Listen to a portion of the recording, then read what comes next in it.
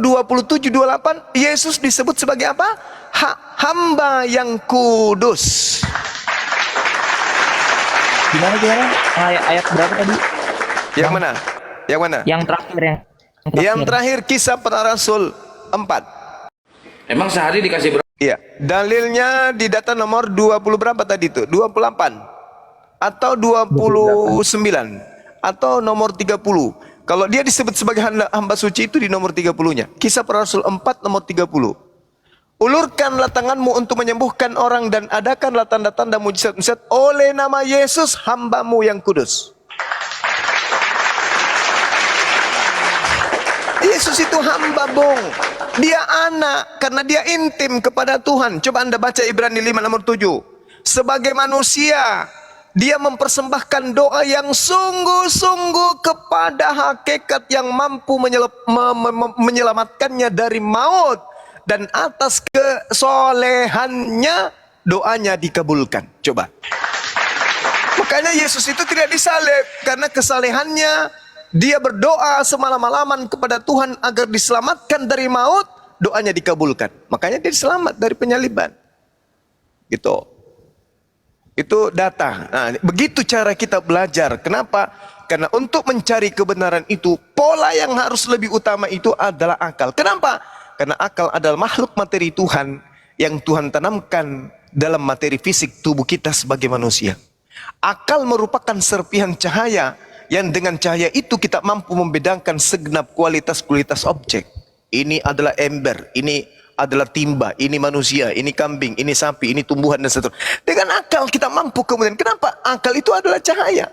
Akal mengikat kita sebagai manusia dalam realitas kita sebagai hamba Tuhan. Menciptakan kebenaran-kebenaran yang selalu berubah dan dinamis. Makanya sekarang ini, adekku, sekarang ini akal telah menjadi sarana yang membangun peradaban kita sebagai manusia. Akal juga sebagai alat sekaligus untuk menciptakan proses-proses tatanan struktur budaya manusia. Berupa nilai, berupa norma, berupa ilmu, pengetahuan. Sampai sekarang ini kita tidak hidup lagi di zaman batu. Bukan lagi kita hidup di zaman jahiliyah. Bukan lagi kita hidup di zaman paganisme. Kita udah hidup di zaman modern. Ada laptop, ada komputer, ada Google, ada internet. Di mana kita bisa menggali setiap kekuatan akal kita untuk meramu sebuah kebenaran. Begitu juga ketika kita mencari Tuhan. Bukan lagi zamannya kita ngikutin nenek moyang. Wahai fulan, ya paman, kamu ke gereja ikut siapa? Ikut kakek. Kakek, ya paman, ikut siapa ke gereja? Ikut buyut. Tak ada lagi zamannya sekarang itu. Makanya Eropa, generasi muda barat, anak-anak Eropa sekarang menanggalkan doktrin gereja mereka, meninggalkan gereja mereka menjadi agnostik. Setelah itu mereka mendengarkan azan. Apa sih azan itu? Mereka pelajari. Allah Maha Besar, Allah Maha Besar, tiada Tuhan selain Allah, bla bla bla bla. Mereka pelajari, mereka kaji. Insting kemanusiaannya, akal yang adalah cahaya, itu membawa mereka menuju kepada Islam. Jadi sudah nggak zaman sekarang ngikutin nenek moyang, nggak zaman lagi. Akal mengajak manusia untuk melihat segenap gerak jagat raya sebagai entitas kosmik dalam diri kita sebagai manusia. Kita melihat, kita mendengarkan, kita merasakan, dan sekaligus mampu merenungkan hakikat kemanusiaan kita di tengah-tengah jagat raya ini. Kok kita jadi sapi? Gak bisa berpikir kita. Manusia ketika ditunjuk, apa yang kamu lihat? Itu seekor sapi. Adalah satu kenaifan ketika yang kita lihat adalah sapi, tapi kita dipaksa untuk mengakui sapi itu adalah seorang Tuhan. Atau seekor ayam. Itu naif. Kita ditunjukkan objek. Realitas yang nyata, absolut. Depan kita seekor sapi. Tapi kakak, paman, opung, semua mengajarkan, anakku itu bukan sapi loh, itu adalah ayam. Atau paling tidak, itu adalah sapi 100% dan ayam 100%. Itu sudah nggak zaman, bro. Masya Allah, keren. Itu dulu. Sebelum cendekiawan cengkidakawan itu muncul, sebelum para pemikir-pemikir itu ada, sebelum para apologet Islam itu muncul kemudian, itu dulu. Sekarang bukan zamannya. Apalagi anak muda hidup di zaman modern, serba canggih, serba intelektual, serba ilmiah, serba dipertanyakan, serba objek. Maka tanggalkan paham-paham kuno, zaman batu, zaman jahiliyah, nyembah dewa-dewa, nyembah Tuhan, minum darah, makan daging, apa-apaan ya kayak gitu. Itu sudah enggak zaman.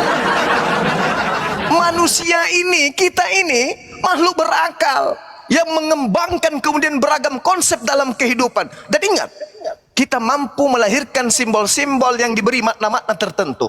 Akal kita ini terus mencari, menggali kebenaran baru, mengajak manusia melangkah lebih jauh dari masa yang ada pada masa lampau. Guna untuk apa? Menemukan beragam hal baru yang berguna bagi perkembangan peradaban kita sebagai makhluk. Bukankah kita ditunjuk sebagai pemimpin? Bagaimana kita mau memimpin bumi ini kalau kita hidup kolot, kampungan, tidak mencerminkan sebagai pemimpin? Apabila berbicara mengenai teknologi, wahid nomor 1. Berbicara mengenai Tuhan, hancur sehancur-hancurnya, anjlok, anak orang cucunya Daud disembah. Gimana ceritanya, bro? Enggak zaman lagi yang kayak gitu. Jadi akal kita diberikan oleh Allah untuk mencipta beragam karya yang berguna bagi kita sebagai manusia. Dan dengan akal ini kita sebagai manusia menjadi subjek yang berpikir dan berkehendak. Sehingga item-item keberpikiran kita ini itu harus dibimbing oleh kitab suci. Nah, kembali ke arah agama kita, Kristen Islam. Kitab suci mana yang seiring dengan perkembangan akal dan temuan-temuan manusia? Hanya Al-Quran. Sayangnya hanya Al-Quran. Bible hanyut ditinggal zaman. Ketika Ayub mengatakan tiang-tiang langit bergoyang-goyang, Al-Quran mengatakan Allah meninggikan langit tanpa tiang. Subhanallah. Hidup di zaman modern sekarang, pesawat lalu layang kemana-mana. Belum pernah ada pesawat nabrak tiang langit. Al-Quran mengatakan Allah meninggikan langit tanpa tiang. Bible mengatakan tiang-tiang langit bergoyang-goyang. Mana yang betul? Jadi kalau ada sebuah kitab suci yang sudah terperangkap dengan tertinggalnya dengan akal, dengan ilmu pengetahuan, maka itu sudah tidak dianggap sebagai kitab suci, melainkan kitab tercemar. Manusia mampu menerangkan setiap kualitas objek dengan ilmunya. Catat itu. Sapi bunyinya ngoek, kupingnya panjang, kakinya muka belakang 2, ekornya panjang, bulunya kalau bukan coklat, apalah kalau bukan coklat, sapi itu ada yang putih. Jadi manusia mampu menerangkan setiap kualitas objek dengan ilmu. Yang dengan itu kemudian manusia memahami kehendak Tuhan bagi diri kita. Kita mampu menelaah, ini loh, itu loh, ini loh, itu loh. Begitu juga prinsip Tuhan yang Tuhan tanamkan di hati kita. Mampu kita dengan akal menelaah kebenaran Tuhan, kehadiran Tuhan di tengah-tengah kita. Mampu itu. Kita nggak bisa kemudian dicocoki dengan paham-paham jahiliyah. Makanya Al-Quran mengatakan apa? Walaqad khalaqnal insana wa na'lamu ma tuwaswisu bihi nafsuh wa nahnu aqrabu ilaihi min hablil warida. Aku Tuhanmu telah menciptakanmu dan mengetahui apa yang dibisikkan oleh hatimu, dan aku lebih dekat kepadamu daripada urat nadimu, urat lehermu sendiri. Coba. Jadi Tuhan itu, ya oke, silakan. Sorry kalau kepanjangan. Izin saudaraku, aduh Gurunda ini ada yang report nih. Bantu tap-tap layar ya. Cakar mukanya. Bisa gantian dulu, Juma bisa gantian. Iya. Silakan, bantu tap-tap layar, ini ada yang report tuh. Bantu tap-tap layar ya. Cakar Gini mukanya. Halo. Gini. Aduh, yaudah, Mas dulu, Mas. Juma. Halo. Ya, apa? Yang pertama saya mau sampaikan, kalian itu sebenarnya ragu sebenarnya dengan ajaran kalian kan. Terus yang kedua, terus gantian Gak salah dulu. itu. Gantian dulu. Anda menuduh soalnya, Bung. Gantian. Oke. Saya bisa ngomong dulu. Ngomonglah, tapi yang berkualitas ya. Jangan Oke. curhat. Ya. Secara logika bisa kita lihat sekarang ini ya. Oke. Kenapa kita kan bisa lihat Kristen itu asalnya dari mana coba? Agamanya kan dulu dari Israel ataupun Tidak ada sekarang. Kristen dari Israel di Antioquia, Bung. Oke. Daerah Nah, Turki. Oke. Nah, Kristen dari Israel di Antioquia, Bung. oke. Daerah Nah, Turki. Oke. Nah,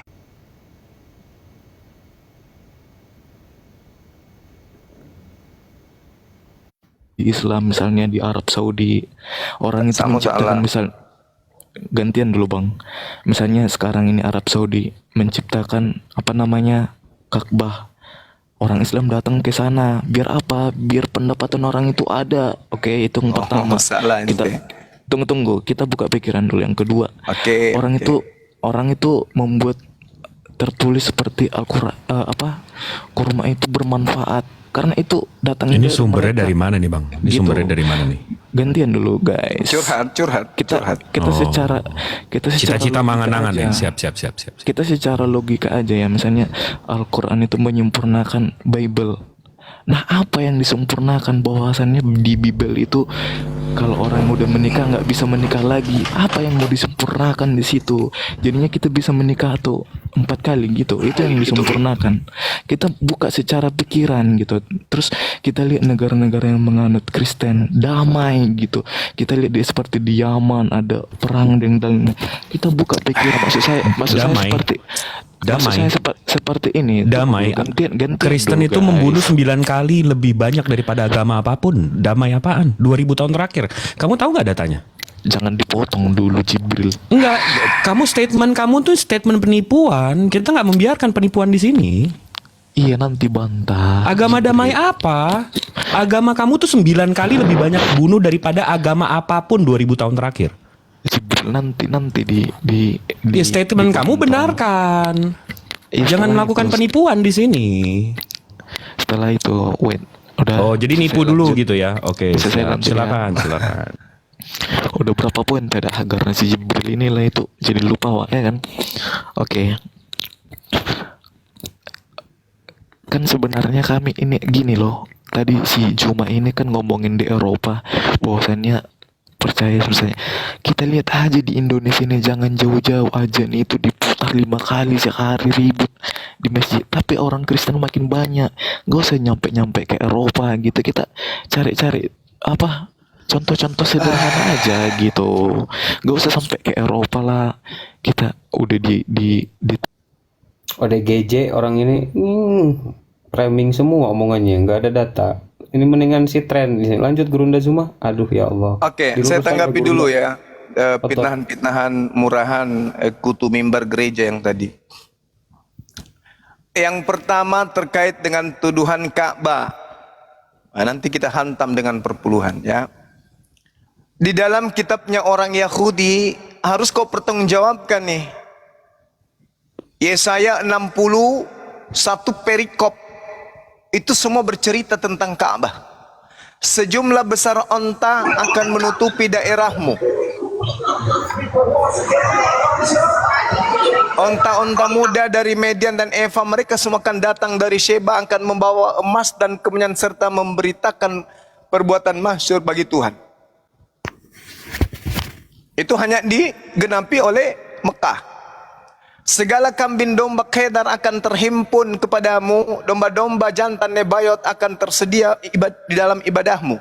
Semua akan dipersembahkan di atas mezbahku sebagai korban yang berkenan kepadaku dan aku akan menyerahkan baik keagunganku. Hanya digenapi oleh Ka'bah.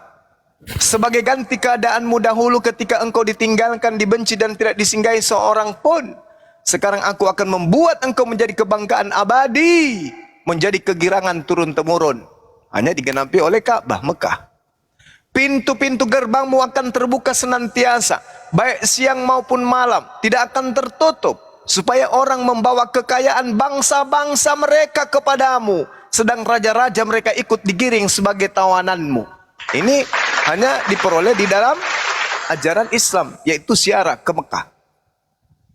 Sebagai ganti tembaga aku akan membawa emas, sebagai ganti besi aku akan membawa perak, sebagai ganti kayu tembaga dan sebagai ganti besi batu besi aku akan berikan damai sejahtera. Damai sejahtera, shalom, salam, Islam dan keadilan yang akan melindungi dan mengatur hidupmu. Hanya di Islam ada aturan-aturan shalom, damai sejahtera. Lanjut Yesaya 62. Orang akan menyebutkan mereka bangsa yang suci, tanah yang suci, orang-orang tebusan Tuhan. Dan engkau akan disebutkan yang dicari, kota yang tidak ditinggalkan. Ini dia. Siapa yang menggenapi semua itu? Hanya di Mekah. Yesaya 60, tidak akan ada lagi kabar tentang perbuatan kekerasan di negerimu, tentang kebinasaan atau keruntuhan di daerahmu. Engkau akan menyebut tembokmu selamat, salam, Islam, dan pintu-pintu gerbangmu disebut pujian. Subhanallah. Pujian alhamdulillah. Wala ilaha illallah, Allahu akbar.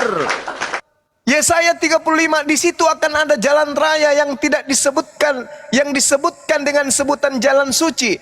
Orang-orang yang tidak bersunat tidak boleh melintasinya, dan orang-orang pandir tidak akan mengembara di atasnya. Ini di mana? Bolehkah orang yang tidak bersunat masuk ke dalam tanah suci Mekah? Boleh. Ini dikenapi di sana. Nah, ini tidak ada unsur politik. Ini kerajaan akan diambil daripadamu dan akan diberikan kepada bangsa lain yang akan menghasilkan buah kerajaan itu. Ini memang sudah penggenapan, mau kayak mana lagi? Kejadian 49 nomor 10. Tongkat kerajaan dari Yehuda tidak akan beranjak. Kepemimpinan di pundaknya tidak akan bergeser sebelum dia yang berhak datang untuk mengambilnya, yaitu dia yang mampu menegakkan hukum-hukum kepada bangsa-bangsa. Masya Allah. Kau nggak bisa kemana-mana, karena itu sudah bercerita. Tuhan sudah dalam Yeremia 28 nomor 11 itu sudah, aku tahu rancanganku tentang kalian, yaitu rancangan salam, damai sejahtera, Islam, salam. Tuhan sudah merancang Islam itu. Makanya dikatakan al-yauma akmaltu, pada hari ini telah kusempurnakan rancanganku, yaitu rancangan apa? Islam. Dan aku ridha damai sejahtera itu sebagai agamamu. Sahih, valid, tak ada. Nah, sedangkan yang unsur politik itu apa namanya? Lupa saya.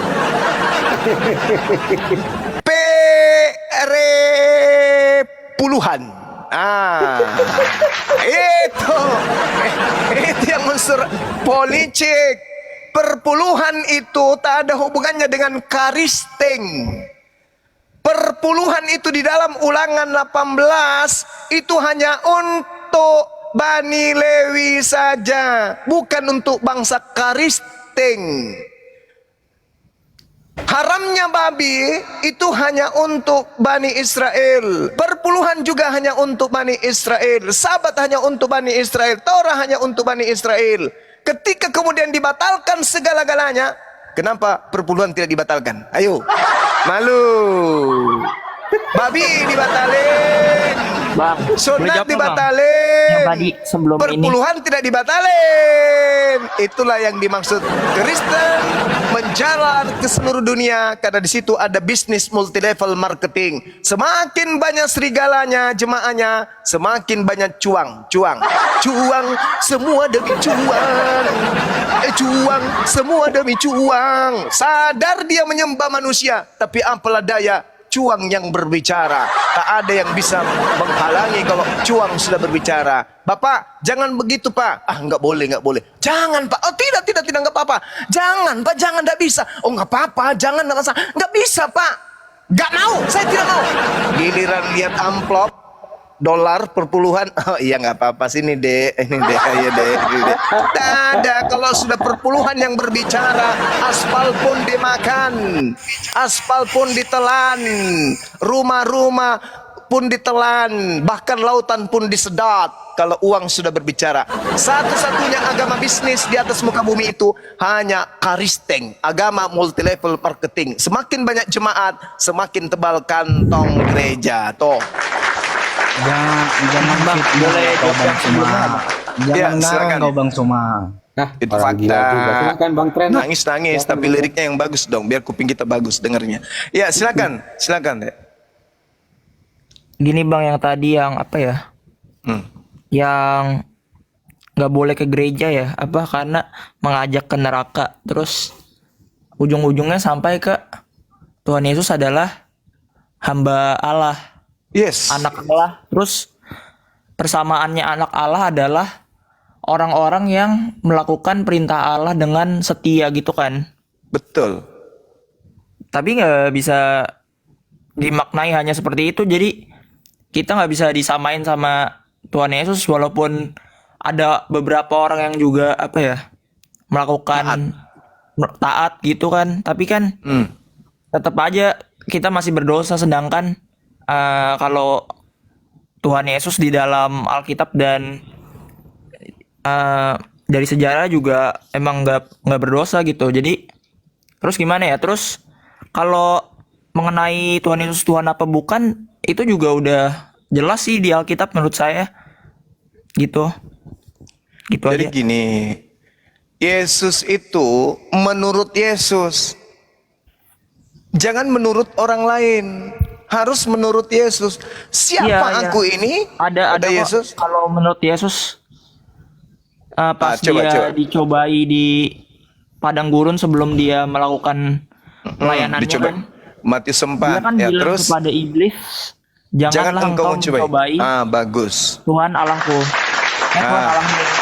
Tapi kan dia menyebut diri dia sebagai Allah karena kan dia yang dicobai. Salah. Boleh saya terangkan? Silakan. Sebelum Yesus mengatakan jangan engkau mencobai Tuhan Allahmu, di situ iblisnya berkata apa? Sebab ada tertulis. Iblisnya ingin mencobai apa yang tertulis. Kita baca ya. Yesus dibawa oleh roh ke padang gurun untuk dicobai setan. Setelah berpuasa 40 hari 40 malam, akhirnya laparlah Yesus. Ini masuk enggak kategori Tuhan ini? Lapar? Enggak. Di ayat berapa ya? Bentar. Matius 4. Matius 4. Nanti kita baca Matius 4 sampai Matius 1 sampai nomor 11. Oke. Lalu datanglah si pencoba itu dan berkata kepadanya, "Ahai Yesus, jikalau engkau anak Allah." Tuh, coba lihat. Jikalau engkau adalah utusan Allah, jikalau engkau adalah Nabi Allah, perintahkanlah supaya batu-batu ini menjadi roti. Tetapi Yesus berkata, ada tertulis manusia bukan hidup dari roti saja, tetapi dari setiap firman yang keluar dari mulut Tuhan. Berarti kita ini juga adalah berasal dari setiap firman. Kemudian iblis iblis membawa kemudian Yesus ke kota suci. Iblis menempatkan Yesus di atas bubungan bait Allah. Lalu berkata kepadanya, "Hei Yesus, jikalau engkau adalah anak Tuhan, jatuhkanlah dirimu ke bawah. Sebab ada tertulis." Nah tuh. Sebab ada tertulis mengenai engkau, Tuhan akan memerintahkan malaikat-malaikatnya, dan mereka akan menatang engkau di atas tangannya, supaya kakimu jangan terantuk kepada batu. Jadi yang ingin dicobai adalah Tuhan yang berfirman, yang berfirman lalu ditulis. Tuhan akan mengutus malaikat untuk menatang kakinya di tanganmu, tangannya di kakimu di tangannya, agar kakimu tidak terantuk kepada batu. Sebab ada tertulis demikian. Yesus menjawab apa? Ada pula tertulis, janganlah engkau mencobai Tuhan Allahmu. Bukan mencobai Yesus, tapi iblis ingin membuktikan apakah betul firman Tuhan yang tertulis bahwa Tuhan akan mengutus malaikat agar menatang Yesus di tangannya, agar kaki Yesus tidak terantuk kepada batu. Itu yang ingin diuji kebenarannya oleh iblis. Ada tertulis. Di mana tertulis itu? Di dalam Mazmur 91. Mari saya bantu untuk paham. Mazmur 91 di situ bercerita tentang keselamatan Yesus yang sudah dijanjikan oleh Tuhan kepadanya. Mari kita baca. Di dalam data nomor 11. Sebab malaikat-malaikatnya akan diperintahkannya kepadamu untuk menjaga engkau di segala jalanmu. Mereka akan menatang engkau di atas tangannya, supaya kakimu jangan terantuk kepada batu. Tuh, ini dalil yang Tuhan kemudian perlihatkan kepada Daud. di situ tertulis, mereka akan menatang engkau di atas tangannya, supaya kakimu jangan terantuk kepada batu. Jika engkau adalah anak Elohim. Iblis datang. Ini Yesus ngaku-ngaku anak Tuhan. Kita cobain yuk. Benar enggak dia ini akan diutus malaikat kepadanya? Kemudian iblis membawa ke kota suci. Lalu berkata kepadanya, "Hai Yesus, jika engkau anak Tuhan, jatuhkan dirimu ke bawah, sebab ada tertulis di dalam Mazmur 91 mengenai engkau. Ia akan memerintahkan malaikat-malaikatnya dan mereka akan menatang engkau di atas tangannya supaya kakimu jangan terantuk kepada batu." Ternyata Yesus betul-betul adalah anak Elohim. Mereka akan menatang engkau di atas tangannya. Coba Anda baca di dalam Mazmur 91 nomor 13. Nomor 12, nomor 11 sampai nomor 12. Sebab malaikat-malaikatnya akan diperintahkannya kepadamu untuk menjaga engkau di segala jalanmu. Mereka akan menatang engkau di atas tangannya supaya kakimu jangan terantuk kepada batu. Tuh. Bukan Yesusnya yang Allah. Yesus itu adalah anak Allah. Yang iblis mau cobai adalah ucapan Tuhan yang ada di dalam Mazmur 91. Ingat ya, kalau data Mazmur 91 ayat 11 12 itu untuk Yesus, maka secara keseluruhan Mazmur 91 ini adalah untuk Yesus. Mari kita urai. Ketika Yesus terancam kemudian untuk disalibkan, apa kata Mazmur 91 tentang anak Allah di data nomor 8? Engkau hanya menontonnya dengan matamu sendiri dan melihat pembalasan terhadap orang-orang fasik. Siapa fasik? Pemakan suap. Siapa suap? Siapa makan suap? Yudas. Engkau hanya menonton Yudas dengan matamu sendiri dan melihat pembalasan terhadap orang-orang fasik. Data nomor 16, dengan panjang umur akan aku kenyangkan dia dan akan kuperlihatkan kepadanya keselamatan daripadaku. Yesus diangkat ke langit, dipanjangkan umurnya sampai hari ini. Dia belum mati. Ini nubuat untuk Yesus.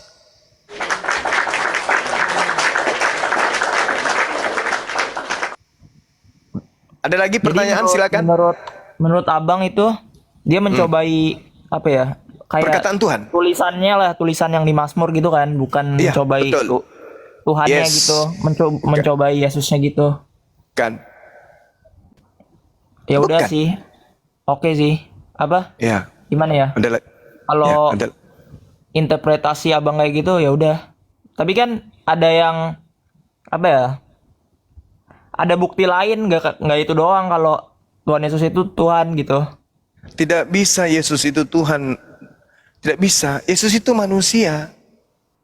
Sedangkan Tuhan bilangan 23 nomor 19, Tuhan bukan manusia dan Tuhan bukan anak manusia. Yesus anak manusia, dia manusia. Kalau Anda tidak mengakui Yesus sebagai manusia, Anda adalah antikristus. 2 Yohanes 1 nomor 7. Siapakah penipu, siapakah pembohong, siapakah penyesat itu? Dalam bahasa Yunani planos.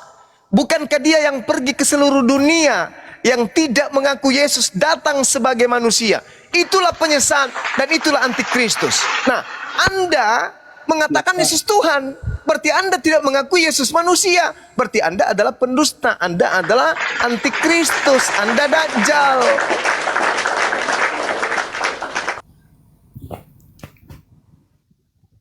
Tak boleh. Coba. 2 Yohanes 1 nomor 7. Siapakah penyesat itu? Bukankah dia yang pergi ke seluruh dunia, yang tidak mengaku Yesus datang sebagai manusia?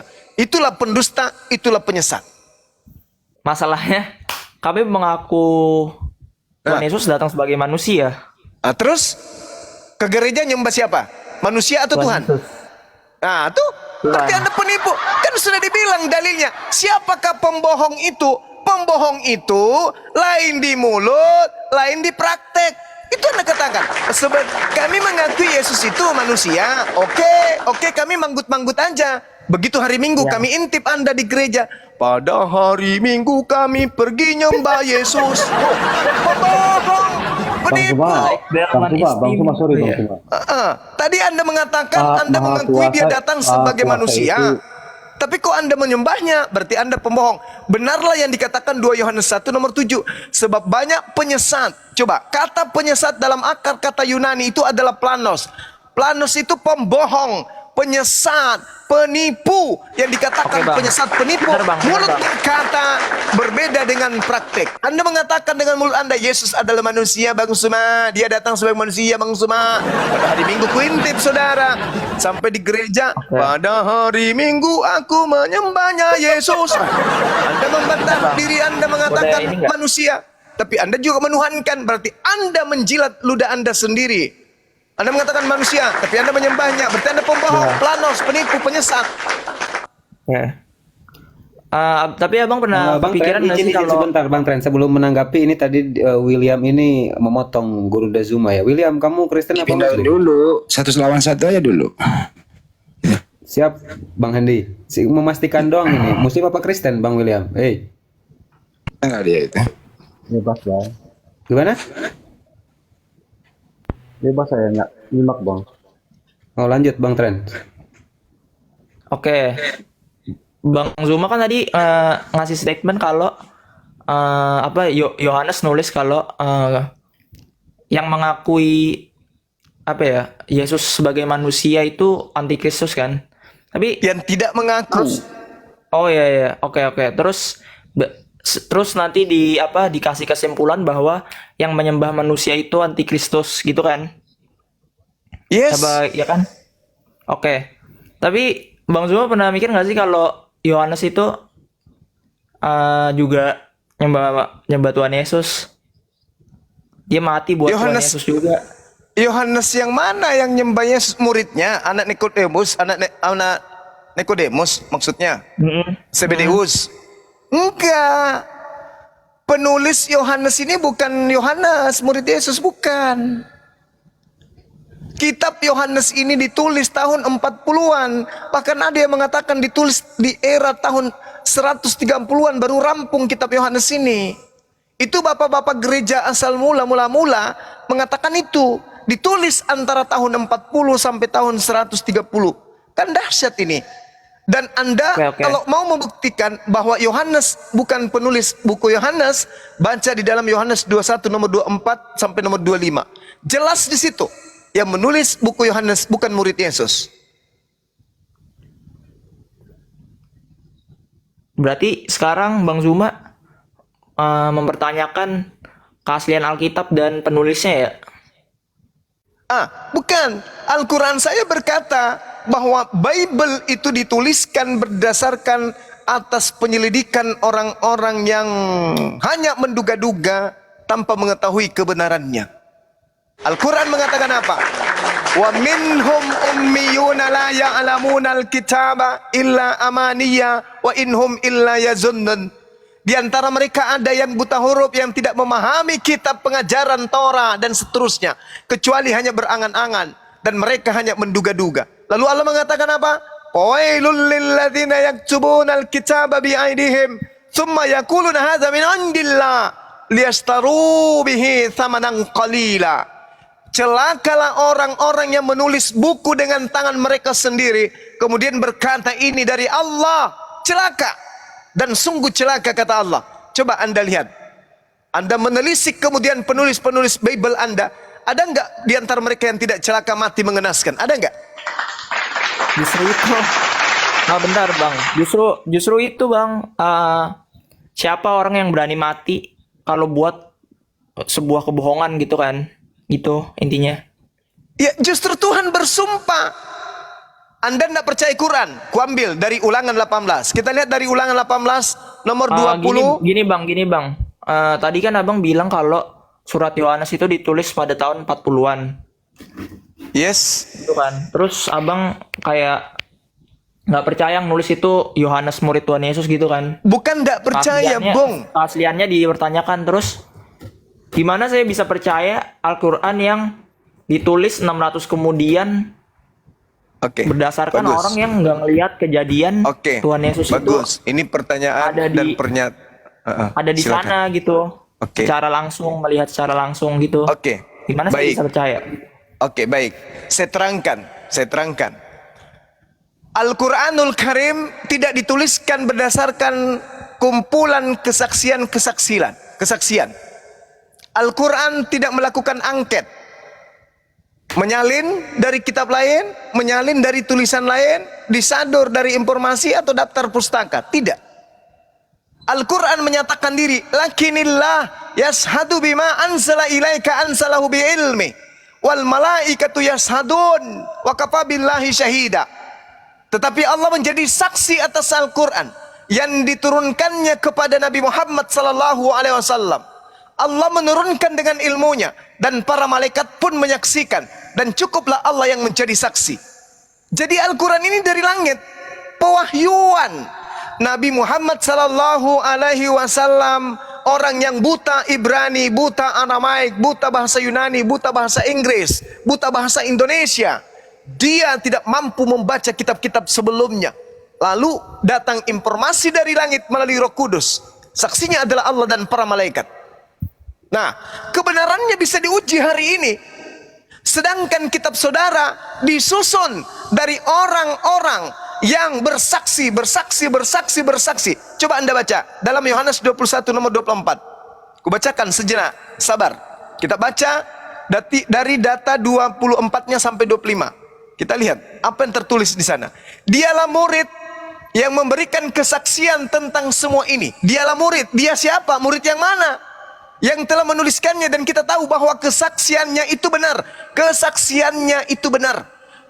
Masih banyak hal-hal lain lagi yang diperbuat oleh Yesus.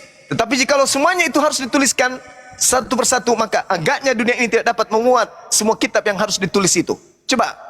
Dialah murid. Kenapa dia tidak mengatakan akulah murid yang memberi kesaksian tentang semua ini dan yang telah menuliskannya, dan kalian tahu bahwa kesaksianku itu benar. Itu kalau yang menulis Yohanes. Tapi karena bukan Yohanes yang menulis, maka narasinya adalah dialah murid yang memberikan kesaksian tentang semua ini, yang telah menuliskannya, dan kita tahu bahwa kesaksiannya itu benar. Loh, berarti bukan kamu yang bersaksi, kamu hanya penulis, kamu hanya wartawan, kamu bukan Yohanes. Makanya kitab Yohanes ini baru belakangan muncul ada nama Yohanes. Dulu kitab karangan Yohanes. Sebelumnya tidak diketahui siapa penulisnya. Begitu, Bung. Al-Quran wahyu, tidak butuh saksi. Kitabmu butuh saksi. Giliran dipanggil saksinya, dialah murid yang memberi kesaksian. Hei, sini dulu. Murid yang mana, coy? Murid yang mana ya, Pak ya? Memberi kesaksian apa? Kesaksian apa, Pak ya? Murid yang mana yang memberikan kesaksian? Yang mana ya, Pak ya? Pokoknya saksi deh, Pak. Pokoknya saksi, nggak usah tanya, Pak. Yang penting saksi. Begitu pola kebenaran. Nggak bisa, nggak boleh. Kebenaran itu nggak boleh. Makanya saudara, sebelum kita usai, ruh yang ada pada diri kita ini, tadi setelah kita bahas tentang kebenaran akal, sekarang kita berbicara mengenai ruh yang ada pada diri Anda, saya, dan sahabat-sahabat yang ada di sini. Ruh itu adalah kehendak Tuhan dalam diri kita. Ya, ruh yang ada pada diri kita ini tak terjelaskan dalam kecerdasan ide kita sebagai manusia. Siapapun itu, mau dia profesor, mau dia kompresor, mau dia kalkulator, dia tidak akan pernah mampu memanifestasikan kemudian tentang roh. Manusia apapun itu, siapapun dia, tidak akan pernah menjelaskan tentang roh. Padahal yang berbicara ini justru roh. Yang kau dengarkan ini roh. Alat yang kau gunakan untuk mendengarkan ucapan saya itu adalah roh. Tapi sungguh engkau tidak akan pernah mampu menjelaskan apa itu roh. Akal kita tidak akan pernah sampai ke sana. Itu yang perlu dipahami. Jadi keberadaan tentang Yesus, dia menjadi manusia dan seterusnya, tidak akan pernah menghantarkan kita untuk sampai bahwa Tuhan yang Maha Pencipta, yang entitas absolut itu bisa kok tiba-tiba menjadi bayi imut. Iya, mama, nenek. Oh, Tuhanku sudah menjadi manusia. Itu nggak bisa, Bung, dijadikan sebagai satu acuan manusia berakal. Nggak bisa. Jadi bagaimana kalau kayak gini? Bible tidak bisa dipahami terlalu jauh untuk menggapai kebenaran. Maka dudukkan perkara manusia sebagai entitas ruh dalam diri Anda. Karena di dalam diri Anda lah kemudian bersemayam kebesaran kekuasaan Allah yang tak terbendung oleh semesta. Roh ini yang akan mengantarkan Anda untuk memahami itu. Di dalam diri saudara terdapat kebesaran Allah. Mengenal tubuh saudara sendiri itu bisa mengenal Tuhan Anda. Kenapa? Karena mengenal tubuh bukan dengan akal, melainkan dengan pendekatan ilahiyah. Pendekatan ilahiyah itu apa? Unsur yang secara nurani manusia itu sudah melekat pada diri kita. Bahwa kita memahami kehadiran Tuhan melalui nalar ketuhanan. Karena di dalam tubuh kita ini terdapat entitas ruh sebagai bayang-bayang Tuhan dalam diri kita. Anda, teman-teman yang mendengarkan, siapapun yang ada di sini, ruh yang ada pada diri kita itu adalah bayang-bayang tentang akan adanya wujud Tuhan yang absolut. Ruh yang Anda punya, yang saya punya, yang semua punya, tak terjangkau oleh deteksi psikologis sekalipun. Mikroskop atau apapun itu tidak akan pernah menjangkau itu. Kenapa? Walaupun jiwa menderita gila, roh kita tidak pernah mengalami kegilaan. Coba Anda lihat, apakah ketika Anda melihat orang gila, rohnya ikut gila? Tidak. Kenapa demikian? Karena roh yang ada pada orang gila itu adalah dimensi bayang-bayang akan adanya Tuhan. Jadi Tuhan tidak perlu datang ke atas muka bumi menjadi bayi. Iya, mama, nenek. Oke bang. Oke bang. Itu, ya. Jadi jangan cari Tuhan. Tuhan tidak perlu dicari. Sebab roh itu adalah simbol eksistensi Tuhan pada diri Anda. Jangan cari Tuhan. Tuhan sudah ada pada diri Anda. Eksistensi Tuhan, Tuhan gambarkan pada diri Anda dengan meneteskan sedikit roh pada diri Anda. Itulah dia. Jadi enggak usah cari Tuhan. Lanjut.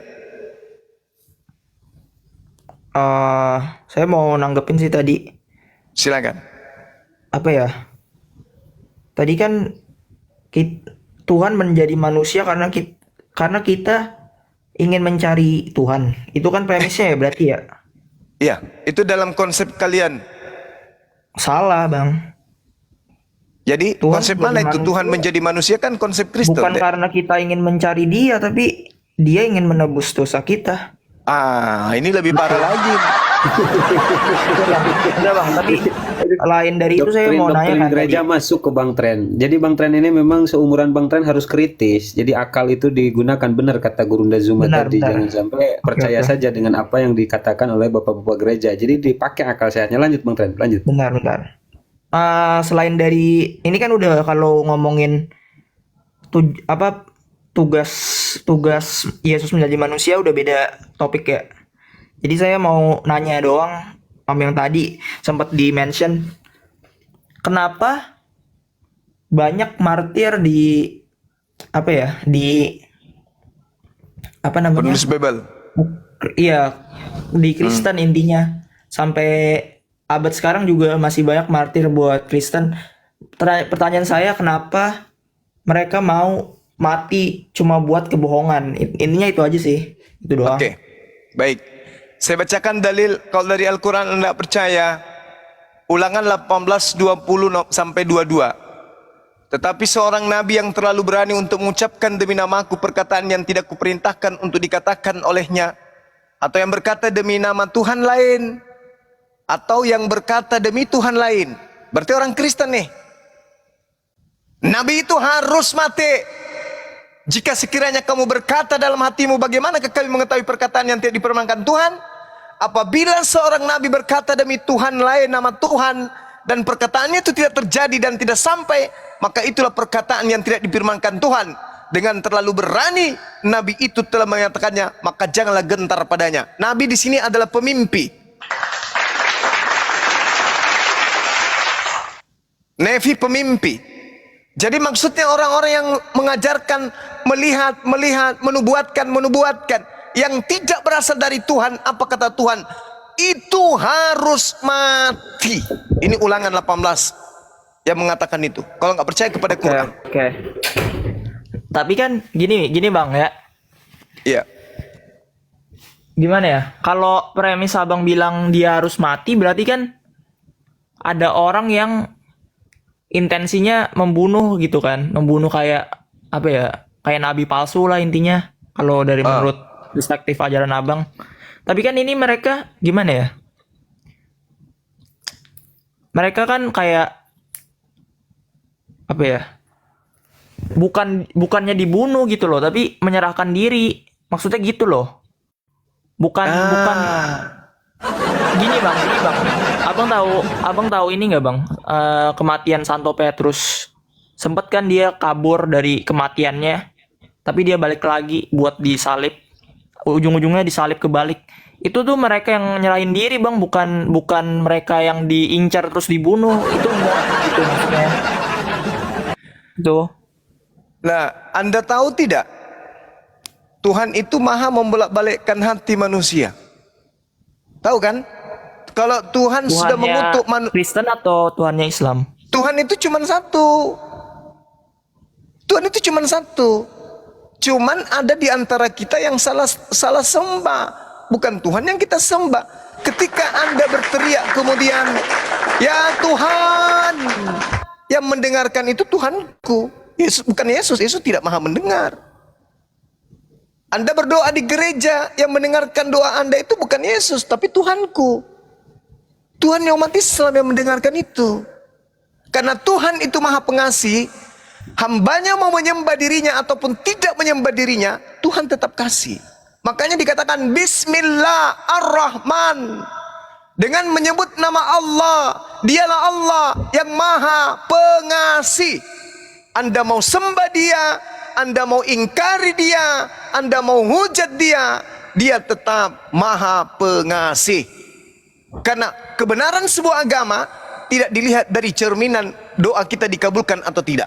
Karena kapan doa menjadi runutan kita mengatakan Tuhan itu benar, maka semua Tuhan-Tuhan agama lain itu benar. Orang Hindu berdoa, dikabulkan. Kristen berdoa, dikabulkan. Islam berdoa juga dikabulkan. Berarti ada berapa Tuhan? Banyak Tuhan berarti? Enggak. Tuhan cuma satu.